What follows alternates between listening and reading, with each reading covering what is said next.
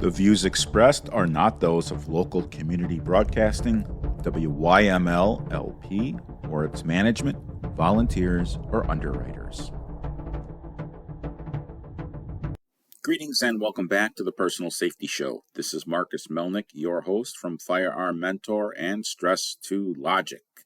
And we are continuing the conversation with Officer Matt Thornton on his mentoring of youth, and he was about to share some success stories with us.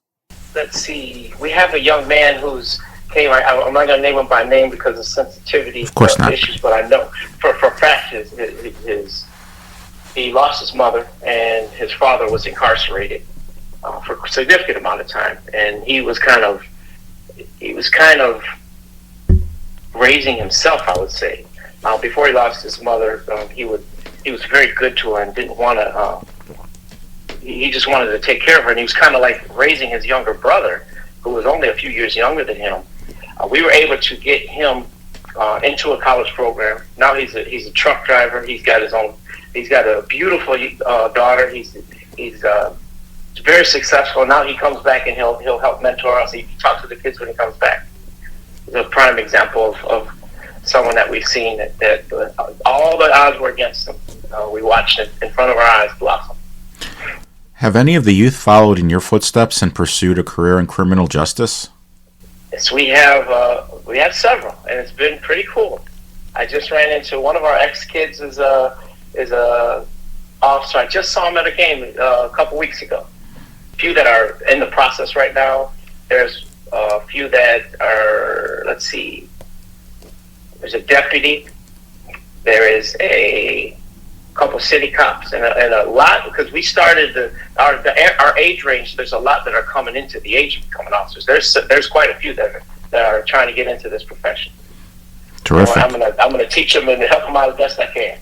As a school resource officer, and I know this because very early on in my career, I was a director of security for a high school. So I totally I get that. We had SROs in all of our schools. And the SRO schedule largely follows the school calendar. So I can see how you have the time on Friday nights to work the program. But when you were a patrol officer and detective, did your department, how did they respond? Did they embrace this? Did they say it's part of your job now, or we'll give you the time off? How did that all work? They've been very supportive of me. They've been very lenient and flexible with my schedule, with stuff like that. It's still all on my own time. They've given me a lot of grace and freedom to switch around hours at times to help reach out to kids. They kind of consider it a community type of thing. Like, let's say I'm on duty and I got to go take care of something for a kid that I met through my program. They've been very, very cool with that. They understand that that's a community contact, community relationship, and that's part of our job. So they've been really cool and supportive with that. Very good. It sounds like there's a little bit of overlap between both. Oh yeah, there's a lot of bit of overlap at times. They do get. Well, here's a funny story. They do get tired of kids dropping my name. You get a lot of kids that are getting in trouble, but they know that I love them and I take care of them. They'll can I talk to Officer Matt? They get that all the time, and I've just flat out told officers, like, look, if they have drugs, guns, or they're doing something violent or something bad, tell them, stop saying Matt's name. I can't help you out. Right. Yeah, there's a difference between that and stealing a pack of bubble gum. Yes, yeah, exactly. Totally. So what, you have other people on your team that also mentor youth or have other roles. Can you talk about your management team?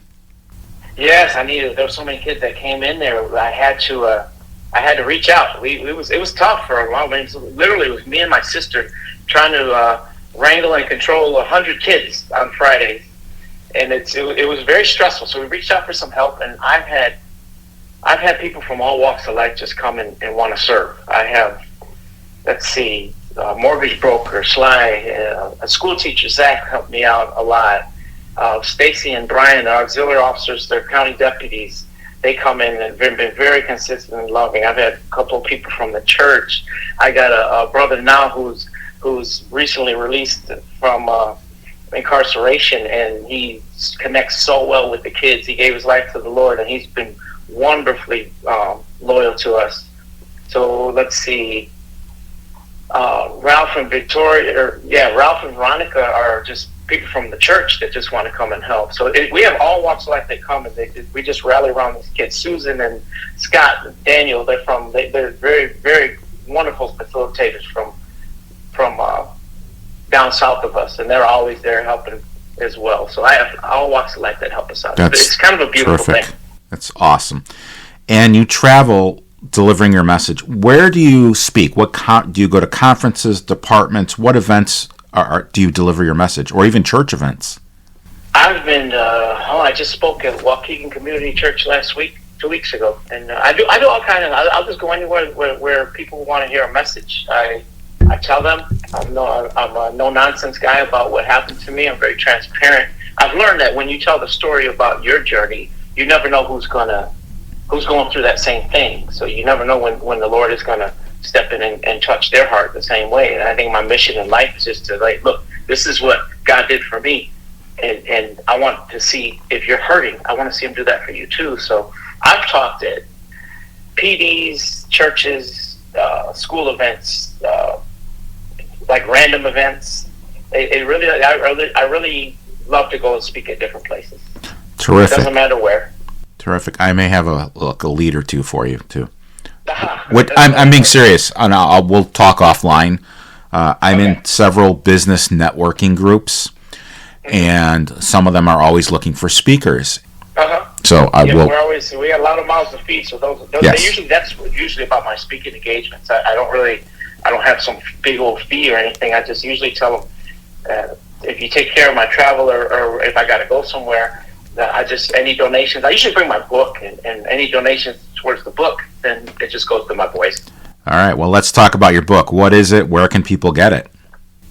I got a book. It's called Cop in Crisis to Cop in Christ. You can get it on Amazon. You can hit me up on the website, and I can mail it to you personally if you need.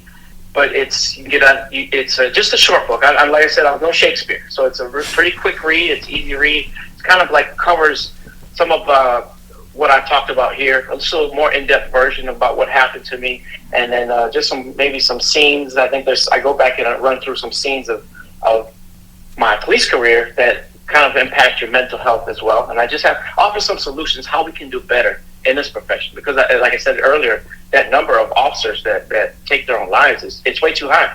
Right. And it's all because we don't deal with it correctly. And that's kind of what the book will focus on. And it's been really successful. It's been really a lot of fun. And I've seen literally lives change in front of me from talking about this stuff. That's amazing. I'm very honored that you agreed to be on the show, and I appreciate it. What final thoughts can you offer about youth mentoring, what you do, if you'd like to talk about something I didn't ask, or how people can, forgive the expression, pull up their bootstraps if they're in a dark place? Where can they seek help? Okay, so as far as mentoring the youth, we were not put on this earth to just live in our own comfort. That's my philosophy and the way I look at life. Our job, if we're finding ourselves and we really want to put humanity first and make a big change, get uncomfortable. Go help somebody. Go tell somebody about. Go uplift them. I always encourage that. I don't think that we're in a position to even be comfortable and then complain about what's going on. If you really want to make a change, go out there and make a change. We have so many resources. We never used to talk about this stuff, Mark. It's like right. It was whether you're a cop or not, the mental health topic was taboo. You were weak if you couldn't handle stuff. But that has changed because there's so many resources out there that you can go to. There's literally numbers. Is that the 211 number? There's different resources in every city. There's a National Suicide Prevention Lifeline. There's basically just call 911 and we have tons of resources for you there. That's how I coordinated with Nick Greco, who's got a wonderful program, and for officers, cops we don't have any excuse anymore to not get help if you're in the law enforcement profession, because we have rallied around and got so many good resources for officers. There's peer support programs. There's different anonymous agencies that you can call and get yourself some help. I don't want to see this happen to anyone in my profession or out of my profession. I just want to there's nothing that we can't fix. And there's no heart that God can't change either. So that's my message for that. Before we close, I want to share one of my philosophies with both you and the listeners. We all have different beliefs. You mentioned Jesus. I'm Jewish. There's Buddhism, Muslim, Hinduism, a plethora of religions out there. And one is not better than the other. But the way that I look at religion is that we're all on the same mountain. We're all trying to get to the top of the mountain where God is. My journey might take me through rivers. Your journey might take you through forested areas. But the goal is the same, to be better people, to ascend that mountain. And while our paths may be different, the goal is exactly the same, and that is to help people and to really help yourself, be better for yourself so that you can help other people. I greatly appreciate everything that you do. Can you share your contact information, website, social media, and how people can get a hold of you to either ask questions, make donations, etc.? Everything is centralized. I learned that the hard way. Is on our website, mfbyouth.org. Can you say that one more time? mfbyouth.org. And what does that stand for? My father's business, youth. What's the story behind the how you named it? I named it up. I got it off of a song that I heard based on Scripture, Luke chapter 2, when Jesus was in the temple and they were looking for him, and he said, "I'm just here about my father's business." He was teaching and telling people and talking with people. So people thought it was weird that this cop is here inviting some that were, let's be frank, some young criminals to come into his church and love them. So people thought it was kind of strange, and I would get questioned about it a lot. And I'm like, I guess I'm just here handling God's business. Perfect. So that's kind of how it went hand in hand. That's great. When I first saw it, I really thought it was maybe your father was influencing you. But now No. I get it now. Totally get it. So, again, Matt, thank you for being on the show and sharing your perspective. And I really hope this helps someone else who maybe didn't even know that you existed or this program existed. So I greatly appreciate everything that you do. Thank you. And I'm very honored, Marcus. You've been great. I'm just all smiles. I really appreciate you too. I want my listeners to know that this is my dream, teaching people about safety. If it weren't for you, if it weren't for my listeners, I couldn't live my dream. So on behalf of my family and myself, I want to thank each and every one of you for allowing me to live my dream. And I also want to continue to live my dream, and I'm excited to continue to spread the word of safety. Recently, I began a new service as a conference keynote speaker. So if anyone would like for me to speak at future events, or if anyone knows of an introduction or would like to discuss how we can work with one another, I'd love to do just that. The keynote speaking website is www.stress2logic.com. That is STRES2logic.com. If you're aware of any conference speaking engagements where you'd like to have me speak, I'd love an introduction. You can always share my electronic business card, which is Marcus Melnick, MarcusMelnick.com. Now, back to the show. Ladies and gentlemen, that was a real inspiration to everyone in law enforcement, to youth in the community. I am absolutely honored that we were able to interview him and talk about his program on our show. So I'm going to switch gears a little bit, give you some updates on some interesting things that have happened. First of all, we have updated our website, firearmmentor.com/swag, SWAG. And now on our website, we are selling the following items. We have a very humorous adult-themed t-shirt for men. We are in development of another t-shirt that is geared towards women. You can also get a 3D printed pencil, tool, or makeup holder in the shape of a cylinder, as well as we have a 2-in-1 cleaning brush and the 3 books that I have authored that are out there. I may be working on another book. Originally, it was an ebook, and it was how to prepare for an emergency. And it wasn't like the zombie emergency that's going to happen, but and I say that kind of facetiously. You heard me laugh a little bit, but it's about real emergencies that may happen in our lives, like an earthquake. Now, in the Chicago area, we're not going to have a lava flow unless it's a movie maker or something like that. But we're going to have an ice storm. We're going to have a winter storm. Roads may be impassable. A couple weeks ago, at least in Buffalo Grove, we had a microburst with trees down. It looked like a tornado went through. Big, big, big trees that if I were to hug, I couldn't get my arms around. Just snapped in half like a twig, like a toothpick. So those are the types of things that I'm working on in its future state. With that said, feel free to visit us at firearmmentor/swag, SWAG.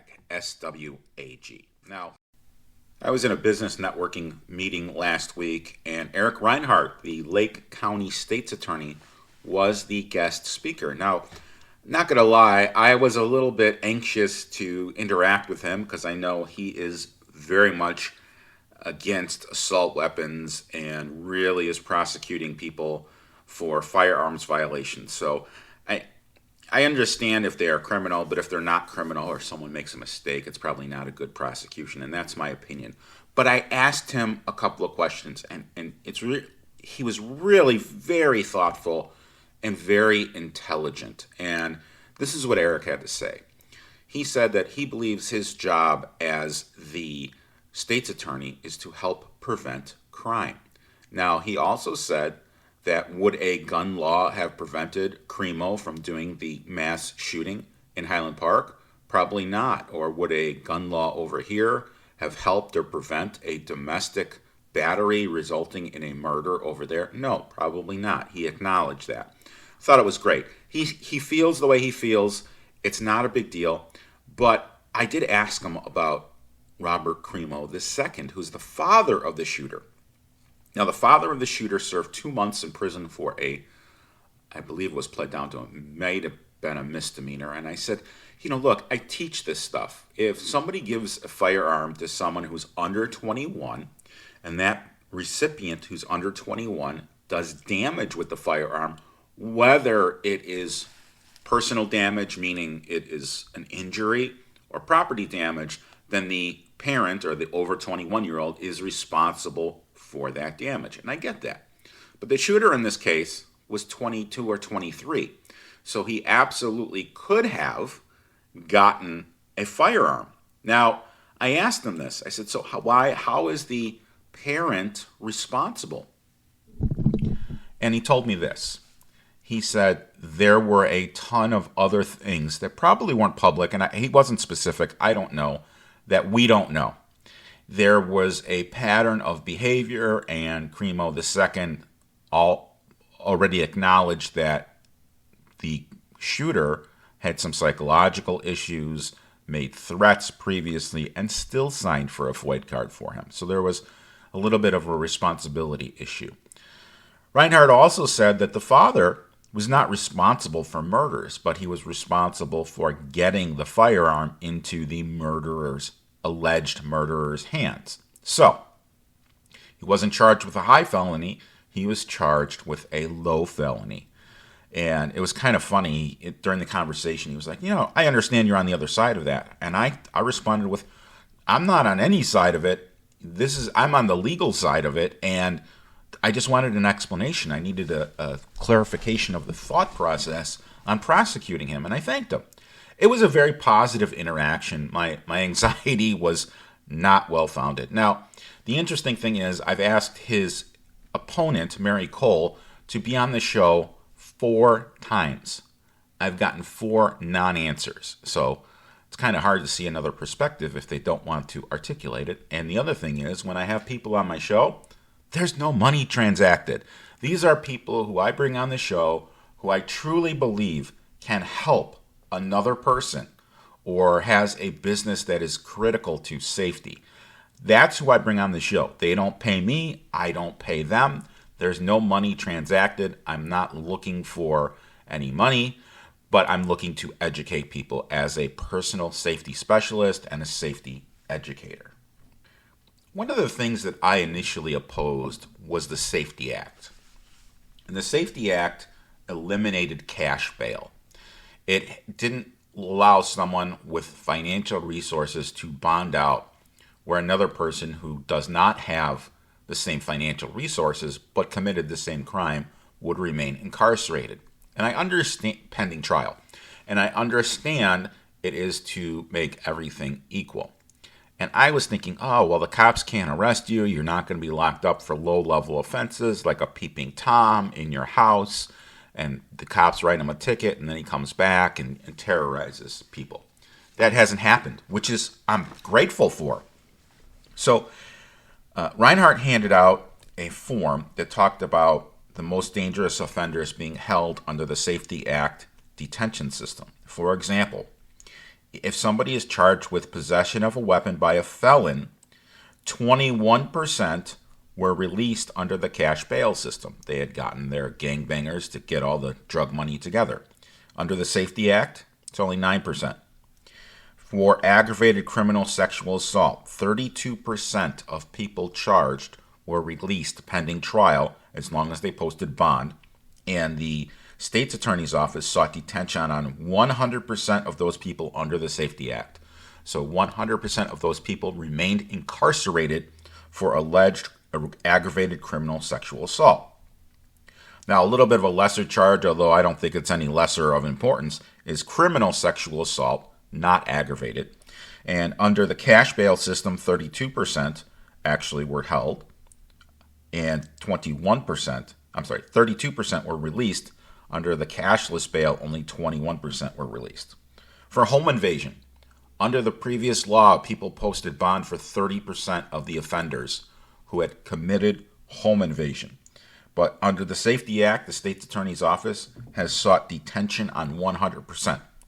An armed habitual offender, previously 39% were able to post bail, and under the Safety Act, only 7.5% were actually released pending trial.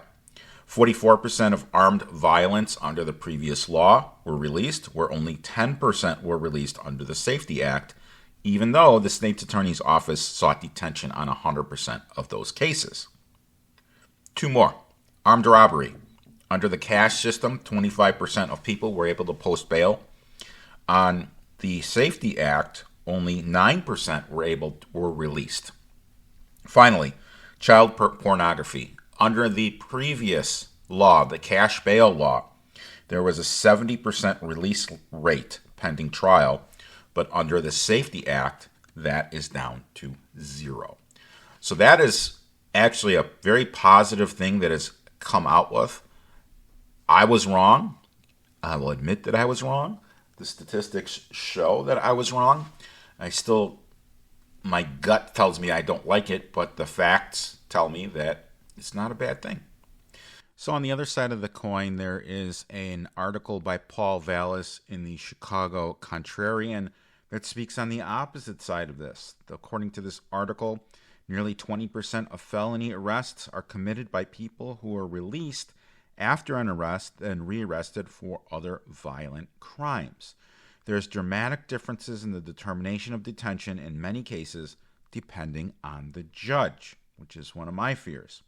Whether this represents a dramatic increase before the county aggressively embraced pretrial release is not relevant to the thousands of victims of those crimes. Between 2020 and 2024, 387 people awaiting trial for felonies and on pretrial release were arrested for murder or attempted murder. Given that since 2017, CPD has brought charges in less than 5% of non-fatal shootings and 33% of murders, that number could be as much as 5 times higher. 2024, the Cook County Sheriff's Electronic Monitoring Program included 116 individuals charged with murder and attempted murder, 119 for sex crimes, 112 for aggravated battery, 443 for aggravated gun possession, and 118 for felony gun possession. With the Safety Act's 2 free days off from monitoring provision taken into consideration, we must ask why we are not keeping dangerous criminals off of the street. So with that said, let's transition. The assault weapons ban in Illinois, which Reinhardt is against. the assault weapons ban in Illinois, which Reinhardt supports, has come to trial with Judge McGlynn downstate.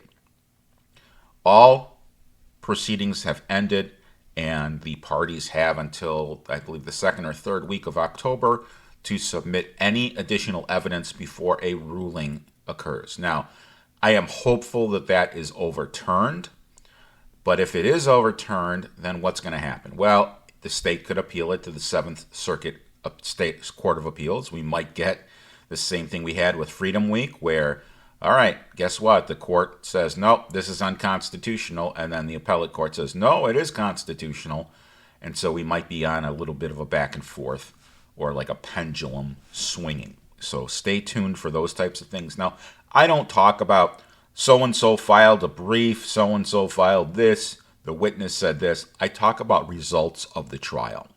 I thought that our side, the pro-assault weapons, or I'll call them sporting arms side, did very well in their arguments. I think the judge is a constitutionalist, and those are opinions.